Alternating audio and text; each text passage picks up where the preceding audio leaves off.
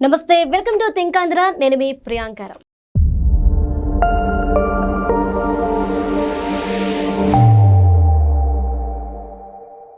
వైఎస్ఆర్సీపీ వాళ్ళు సుప్రీంకోర్టులో పిటిషన్ వేశారు. ఏంటి అంటే వక్ఫ్ బిల్లుకు సంబంధించి కొన్ని ఏవైతే సవరణలు చేశారో అవి ఏదైతే రాజ్యాంగం ఉందో దీనికి విరుద్ధం అని చెప్పేసి. అలానే వరుసగా చూసుకుంటే వైఎస్ఆర్సీపీ పార్టీ వాళ్ళు అనుసరిస్తున్న ఏవైతే చర్యలు ఉన్నాయో వీటి వల్ల కొన్ని ప్రశ్నలు ఉత్పన్నమవుతున్నాయి. అంటే మత ఘర్షణలు రెచ్చగొట్టే ప్రయత్నాలు ఏపీలో జరుగుతున్నాయా, లేదంటే ఇంకేమైనా జరుగుతుందా, రాబో రోజుల్లో ఎలాంటి పరిస్థితులు నెలకొనబోతున్నాయి, ఇవే ప్రశ్నలు ఉత్పన్నమవుతున్నాయి. అసలు దీన్ని ఎలా చూడాలి, ఏం జరుగుతుంది ఏపీలో, దీనికి సంబంధించి మనతో మాట్లాడడానికి ఈ రోజు మనతో పాటు మధుసూదన్ రెడ్డి గారు ఉన్నారు. ఆయనతో మాట్లాడతాం. నమస్కారం సార్. నమస్తే అమ్మా.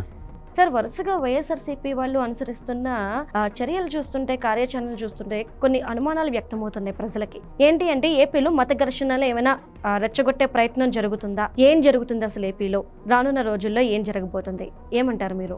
వాస్తవంగా చెప్పాలంటే మీరు ఎప్పుడు వైఎస్ఆర్సీపీ అనబాకండి. పూర్తి పేరు చెప్పండి. యువజన శ్రామిక రైతు పార్టీ అని అన్నా చెప్పండి, లేదంటే యెహోవా సోలోమన్ రోమన్ కరప్షన్ పార్టీ అన్న చెప్పండి. నా ప్రజలకు అర్థం అవ్వద్ది. మీరు చెప్పు, వాళ్ళు చెప్పరు, మీరు చెప్పరు. ఆ పార్టీ పేరు ఏంటంటే యువజన శ్రామిక రైతు పార్టీ అని స్పష్టంగా చెప్పండి. యువజన శ్రామిక రైతు పార్టీ మత ఘర్షణల్ని, కుల సంఘర్షణల్ని నమ్ముకున్న మాట వాస్తవం. ఈరోజు పాస్టర్ ప్రవీణ్ అత్తిని అడ్డం పెట్టుకొని రాజమండ్రి కేంద్రకంగా మత మారణ హోమం చేయాలని ప్లాన్ చేశాడు. తర్వాత గోవులను అడ్డం పెట్టుకొని తిరుపతి కేంద్రకంగా హిందువులను రెచ్చగొట్టి అక్కడ మత ఘర్షణలు చేయాలని చూశాడు. మూడో పాయింట్ ఏంటంటే వక్ఫ్ బిల్ అడ్డం పెట్టుకొని ఈ ముస్లిమ్స్కి ఇదేదో పెద్ద హీరో అన్నట్టు, బ్రాండ్ అంబాసిడర్ అన్నట్టు, అందువల్ల ఏంటంటే అక్కడ ముస్లిమ్స్ని రెచ్చగొడుతున్నాడు. ఈ మూడు తర్కణాలు, ఉన్నది లేనట్టు, లేనిది ఉన్నట్టు. మయసభ అనేది ఉండేది మహాభారతంలో, మైడి చేత నిర్మించబడింది మయసభ. ఈ జగన్ మాము అంటే మాజీ ముఖ్యమంత్రి, మాము అంటే తప్పుగా షార్ట్ కట్లో చెప్పా. ఈ నాటకాలన్నీ వేస్తున్నాడు. ఇంకొక వైపు ఏంటంటే అతను కులాన్ని అడ్డం పెట్టుకుంటున్నాడు. రెడ్లందరూ ఐక్యం కావాలా, మనకు అందరం విజృంభించాలా, కుల ప్రాతిపదికన మత ప్రాతిపదికన రాజ్య స్థాపన చేయడం అనేది జరగని పని. అసలు ఒక్క చట్టం గురించి ఈ కలికాల జగన్నాసురుడికి తెలియదు. అసలు దాంట్లో ఎన్ని చాప్టర్లు ఉన్నాయి, దాంట్లో ఎన్ని సెక్షన్లు ఉన్నాయి, దాన్ని ఏ విధంగా సవరిస్తారు, దానికి ఏం పవర్ ఉంది, ఎప్పుడన్నా చదివిండా? ఇప్పుడు సకల శాఖల మంత్రి టోల్గేట్ రెడ్డి బిజ్జల దేవుడు అన్నా చదివిండా? చదవాల. ఈరోజు చదవకుండా అసలు ఒక్క వ్యాక్ట్ అంటే ఏంది ఇవన్నీ తెలియకుండా ఎగిసి పడకూడదు. ముందు ఆ ధర్నా చేసేవాళ్ళన్నా చదవాలిగా. ఇదిగో చట్టం ఒక్క యాక్ట్, ఇదేంటంటమ్మా ఒక్క యాక్ట్ 1954. అప్పుడేంటంటే 29/1954. తర్వాత దీన్ని అమెండ్మెంట్ చేశారు 1984లో. 69/1984. తర్వాత దీన్ని అమెండ్మెంట్ చేశారు. ఇప్పుడు వక్ఫ్ యాక్ట్ 1995.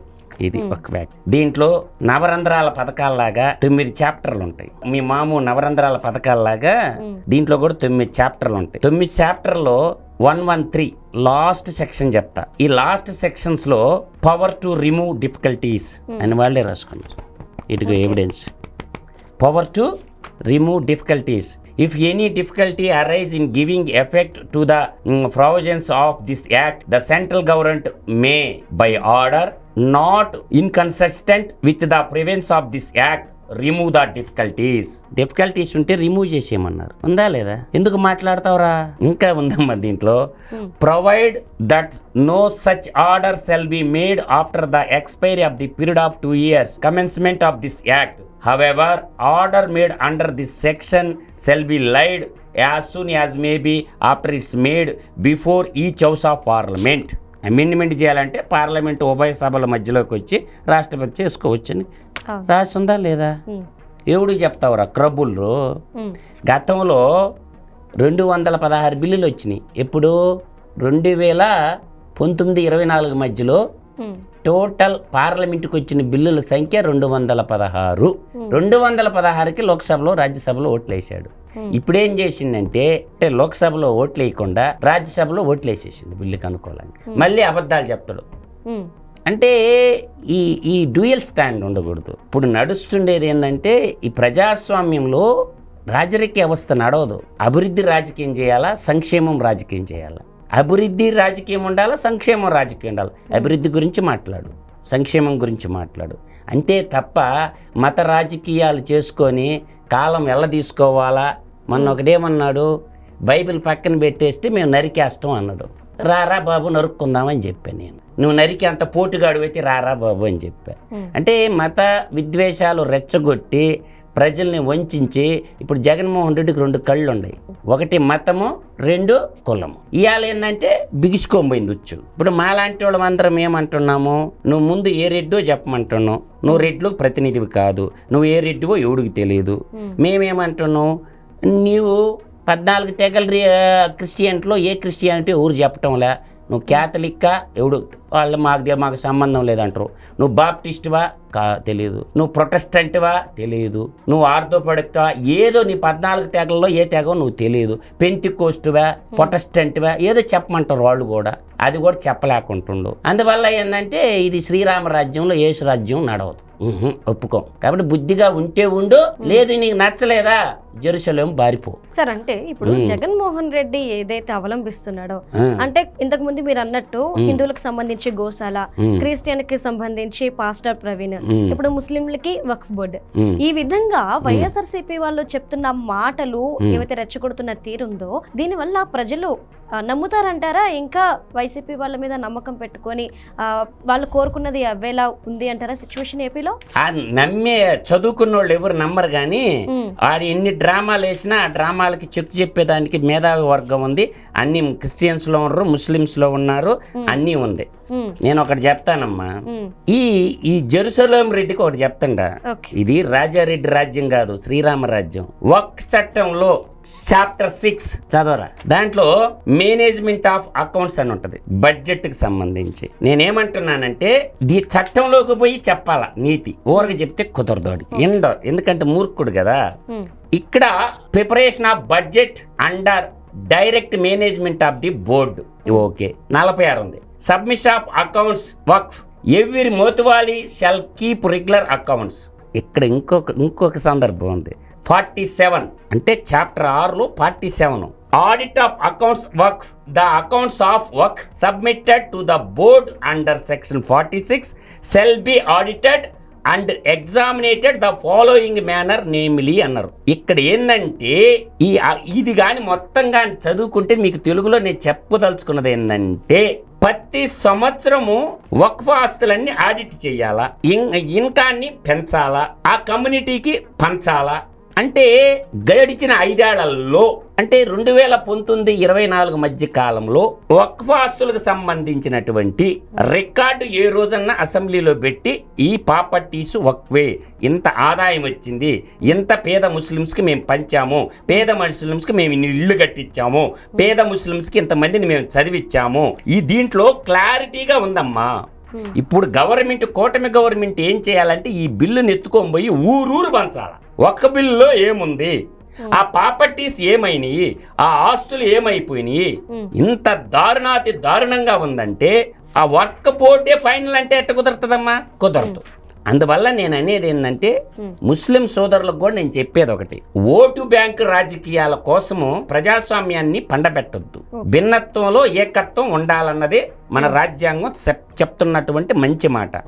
అభివృద్ధి రాజకీయం మాట్లాడుకుందామా, సంక్షేమ రాజకీయం మాట్లాడుకుందాం. అభివృద్ధి రాజకీయం మాట్లాడాలా, సంక్షేమ రాజకీయం మాట్లాడాలా? మత రాజకీయాలు ఎందుకు మాట్లాడతారు అంటే అలజడులు సృష్టించేసి రాష్ట్రాన్ని అగ్నిగుండం చేసేద్దామనా. ఇవాళ అన్ని కులాలలో అన్ని మతాలలో ఉన్నత చదువులు చదువుకున్నారు. ఎవడు వస్తాడమ్మా బయటికి?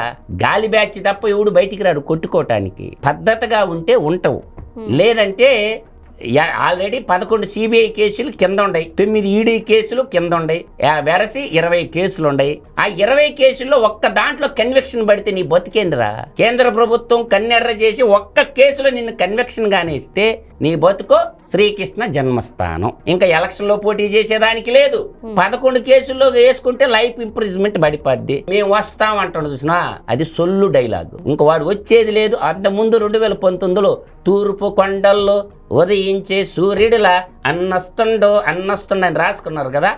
మేము వస్తామంటారు చూసినా, ఇదేంటంటే ఆఫీసులను భయపెట్టడానికి. Okay. Jagan never again dialogue గుర్తుపెట్టుకో. జగన్ మాము నెవర్ అగైన్. కాబట్టి ఇంకోటి సినిమా లేదు, ముఖ్యమంత్రి అయ్యేది లేదు. కాకపోతే ఏంటంటే అధికారులను భయపెట్టడం కోసం, పోలీస్ ఆఫీసర్లను భయపెట్టడం కోసం మళ్ళీ మేము వస్తాం అనేది ఒక పాజిటివ్ ఎనర్జీని కార్యకర్తల్లో నింపటం కోసం ఆడుతున్న జగన్ నాటకమే తప్ప జగన్మోహన్ రెడ్డికి ఇంకా మిగిలింది జైలు జీవితమే. అంతే తప్ప రాజకీయంగా శాశ్వతంగా 2024లో సమాధి కట్టారు, జల సమాధి కట్టారు బంగాళాఖాతంలో. ఇంక లేచే పనే లేదు. అందువల్ల ఏంటంటే వాళ్ళకు ఒక పేపర్, ఒక టీవీ ఉంది కాబట్టి వాళ్ళు రాసుకుంటారు. ఇంకోటి ధన మదం ఉంది కాబట్టి కొన్ని యూట్యూబ్ ఛానళ్ళకు డబ్బులు ఇస్తారు కాబట్టి వాళ్ళు ఇష్టం వచ్చినట్టు మాట్లాడతారు. ఏదన్నా కన్స్ట్రక్షన్గా మాట్లాడేటప్పుడు మత రాజకీయాలు పక్కన పెట్టి కూటమి ప్రభుత్వాన్ని, మంత్రి మండలిని, ముఖ్యమంత్రిని ప్రశ్నించవు. అభివృద్ధి వైపు రోడ్లు ఎన్ని పోసినో చెప్పు, ఇరిగేషన్ ప్రాజెక్టులు ఎన్ని కట్టినో చెప్పు, విశ్వవిద్యాలయాలు ఎన్ని కట్టినో చెప్పు, ఎంప్లాయ్మెంట్ అన్ఎంప్లాయ్మెంట్ యూత్కి ఎన్ని ఉద్యోగాలు ఇచ్చినో చెప్పు, లోన్లు ఎన్ని చెప్పినో, సముద్ర రేఖ తీర పొడవు 974 కిలోమీటర్ల తీర రేఖ పొడవుకి నువ్వు చేసింది ఏంది, మత్స్యకార సామాజిక వర్గానికి మీరు చేసింది ఏంది, పద్మశాలీలకు మీరు చేసింది ఏంది, అన్నదాతలకు మీరు చేసింది ఏంది, విద్యార్థులకు మీరు చేసింది ఏంది, అన్నార్థులకు మీరు చేసింది ఏంది అడుగు. ప్రభుత్వం నుంచి సమాధానం రాబట్టు. అది రాజకీయ నాయకుడి యొక్క విఘ్నత లక్షణం. అవన్నీ వదిలేసి శవం ఏడ దొరకద్దా ఎత్తుక్కుంటా ఎత్తుక్కుంటా పోతే శవ రాజకీయాలు వద్దు, సక్సెస్ రాజకీయాలు కావాలా.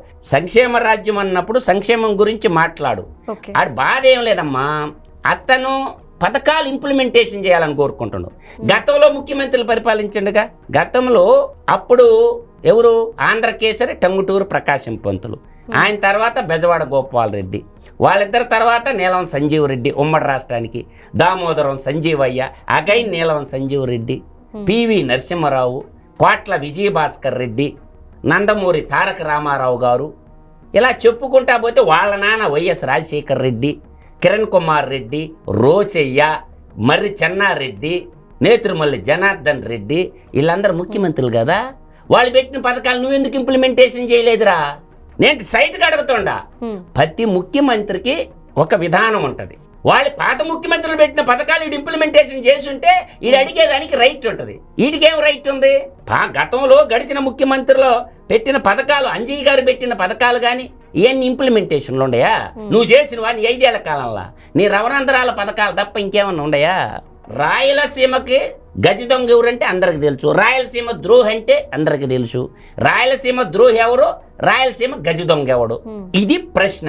రాయలసీమకు నువ్వేం చేసావు? దక్షిణాంధ్ర గుంటూరు, ఒంగోలు, నెల్లూరు జిల్లాకి నువ్వేం చేసినావు? మధ్యాంధ్ర కృష్ణా, ఈస్టు, వెస్ట్ గోదావరికి నువ్వేం చేసినావు? ఉత్తరాంధ్రాకి నువ్వేం చేసినావు చెప్పు. నా కాలంలో నేను ఇది చేశాను. అందువల్ల ఏంటంటే సర్వం నాకేసి ఇవాళ ఏపీ సిఐడి వాళ్ళు ఎంటబడుతుంటే పొరుగో అని పరిగెత్తి పారిపోతా ఉన్నారు. మళ్ళీ వీరులు, దూరులు, సూరులు కదా, నిలబడొచ్చు కదా. ఎందుకు పారిపోతున్నారు? మీలో నీతి అనేది ఉంటే, నీలో నిజాయితీ ఉంటే ధైర్యంగా నిలబడొచ్చుగా. అందువల్ల మేము వస్తాం, బట్టలు ఓడదీస్తాం, మేము వస్తే నరికేస్తాం. ఏందే నువ్వు నరికేదే? పొట్లకాయ అనుకున్నావా నరుక్కోవటానికా, సాంబార్లో వేసుకోవటానికా? బట్టలు ఓడదీస్తానంటే ఇవాళ పోలీస్ డిపార్ట్మెంట్ ఏం చేయాలమ్మా? రాష్ట్ర డీజీపీ గారు హైకోర్టు ఉంటది, రాష్ట్రంలో ఉత్తమ కోర్టు హైకోర్టు జడ్జి గారికి, అంటే చీఫ్ జస్టిస్ అంటారు ఆయనకి ఒక లెటర్ రాయాల. ఏమని? రాష్ట్ర డీజీపీ అయ్యా మీరేమో రక్షణ కల్పించమంటున్నారు, మాజీ ముఖ్యమంత్రి అని చెప్పి మేము రక్షణకు పోతే మా బట్టలు ఓడదీస్తానంటుండు, కాబట్టి మేము రక్షణ కల్పించాలా వద్దా? మాది యూనిఫాము, మా యూనిఫామ్ ఓడదీస్తానంటుండు, అందువల్ల దీని మీద మీరు తీర్పు చెప్పండి అని చెప్పి ఒక లెటర్ గాని రాస్తే ఈడు తొత్తరా తిమ్మిరి తీరిపోయేది. రాష్ట్ర డీజీపీ ఏం చేస్తున్నట్టు? ఇంతవరకు ఈయన మా పోలీసు వాళ్ళకి మేము బట్టలు ఓడదీస్తానన్నప్పుడు రాష్ట్ర డీజీపీ బట్టలు ఓడదీసినట్టే. రాష్ట్ర డీజీపీకి సిగ్గు శరము కొద్దిగా ఆ డ్రెస్సు పట్ల, ఆ 4 సింహాల బొమ్మ పట్ల పౌరుషంగాను ఉంటే రాష్ట్ర డీజీపీకి అంటుండా నేను. రాజ్యాంగం చదువుకోవా ఇంకోసారి. నువ్వు ఐపీఎస్ చదివినోడే కదా. హైకోర్టు జడ్జి గారికి ఆర్టికల్ 226 కింద రాయి, ఏం చెప్తాడో చూడు. వాడిని ఇమ్మీడియట్ గా అరెస్ట్ చేయమని ఆర్డర్ గా నీకపోతే అప్పుడు అడుగు. పోలీసు వాడు బట్టలోడు తీసాడు, ఈడవుడు ఇంకొకడు ఉండడు గోదావరి జిల్లాలో, మేము అధికారంలోకి వస్తే నరుకుతా అన్నాడు. సుమోటోగా వాడి మీద కేసు ఎందుకో రాష్ట్ర హోంమంత్రి రిజిస్టర్ చేయలేదు, రాష్ట్ర డీజీపీ ఎందుకు చేయలేదు? బహిరంగంగా ప్రజల్ని మేము చంపుతామన్నటువంటి స్టేట్మెంట్ ఇచ్చినటువంటి కారుమూరు నాగేశ్వరరావుని ఎందుకు కూటమి ప్రభుత్వం సుమోటోగా కేసు ఎఫ్ఐఆర్ చేయటం లేదు? ఒకడేమో బట్టలోడు తీస్తానంటాడు, ఇంకోడేమో నరుకుతామంటాడు. కాబట్టి అందువల్ల ఏంటంటే రాష్ట్ర డీజీపీ కూడా ఆలోచన చేసుకోవాలి. మేము వస్తాము అనేదే అది ఒక పాజిటివ్ ఎనర్జీని క్రియేట్ చేయడానికి వాడే డైలాగు. ఆఫీసర్ని భయపెట్టడానికి, నాయకుల్ని భయపెట్టడానికి, ఉద్యోగస్తుల్ని బ్యూరోక్రాట్లను భయపెట్టడానికి వాడే డైలాగే తప్ప వాడు వచ్చేది లేదు, చచ్చేది లేదు. ఆయనకి మిగిలింది ఇంకా శ్రీకృష్ణ జన్మస్థానమే అని ఘంటాపదంగా చెప్పగలం. Right, thank you so much. నమస్కారం.